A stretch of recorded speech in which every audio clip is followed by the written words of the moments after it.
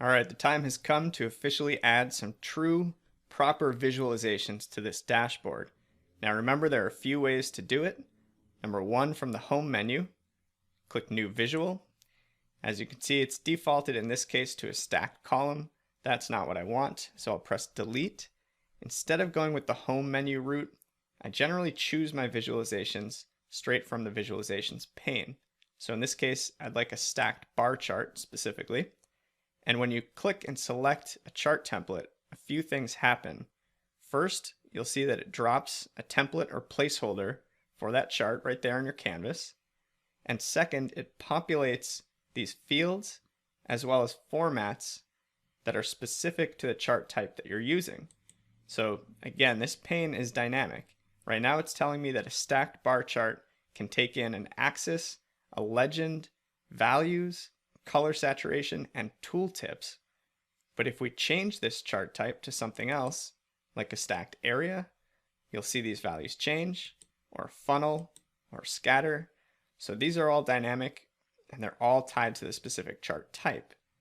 So let's jump back to our stacked bar and start actually populating this. Remember, we're always going to start here in fields because this tells Power BI what data we want to visualize and exactly how we want to visualize it. So what I'd like to visualize here is total orders, that measure we created in our sales table. So let's go ahead and grab that measure. And the first option is to click, hold, and drag it into value and drop it there. And as you can see, it's populated the chart with a single series of values, total orders, with the grand total, just one bar. Now remember that if you want to format a field, you can do that here. Select total orders, modeling. In this case, let's add a comma to it. And now as you hover over, you'll see that the format has changed. So this is nice, but not very helpful. It just shows a single bar. So the idea here is that it will be helpful to break this data down and analyze the total orders in some interesting ways. And I know that AdventureWorks is very interested in their subcategory level performance. So let's go ahead and break down this chart by product subcategory name. And now remember how we clicked and dragged the values field? You can also try clicking the box and Power BI will say, okay, what's the most appropriate place where I can populate that field that you just checked? In this case, it puts it on my axis of the bar chart, which is actually exactly what I want. It breaks down my total orders, and now I've got a field or a dimension for subcategory on each row. And it's automatically defaulted to sorting descending. It tells me that tires and tubes is the highest order driving subcategory, followed by road bikes, helmets, mountain bikes, etc. But just to get a sense of what these other options could do, what if we took subcategory name and instead of dragging it to axis, we dropped it on the legend? Well, that completely changes the visual, and it basically shows the grand total segmented out with a different legend value for each of the subcategories. So not the proper chart type here.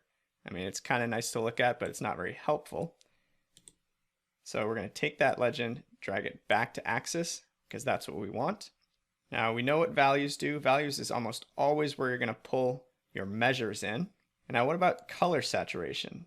If you're curious about what that does, honestly, the best way to learn this stuff is to just try it out and see how it looks. So let's grab our total revenue measure here, drag it into color saturation, and look at that. The chart itself is still showing the same data, but now as you hover over, it's giving you an additional piece of information, which is the actual revenue in addition to the orders. And not only that, but it's visualized in a subtle but very effective way the relative revenue of each of these subcategories. So they're still ordered by the order volume, but now you see these darker blue lines represent the subcategories driving the most revenue. In this case, road bikes drove 11.3 million in revenue, mountain bikes 8.6, touring bikes 3.8, and then these lighter shades are smaller amounts. So that's color saturation, which is a really nice way to add an additional level of data without making the chart overwhelmingly busy. And now we also have this option called Tooltips here. And to show you what that does, let's grab total profit and drag it into Tooltips. And you'll notice that nothing changes except the title now reflects total orders, total revenue, and total profit, which is the tooltip field that we just added. Now all it does is add a third piece of information to this box that pops up when you hover over. That's what Power BI calls a tooltip. So now by simply hovering over and interacting with this chart, I'm getting information about order volume, about revenue, and about profit broken down at the subcategory level. So very, very little effort, and we've already created a lot of very interesting insight with one simple visual. And trust me, it's only going to get better from here.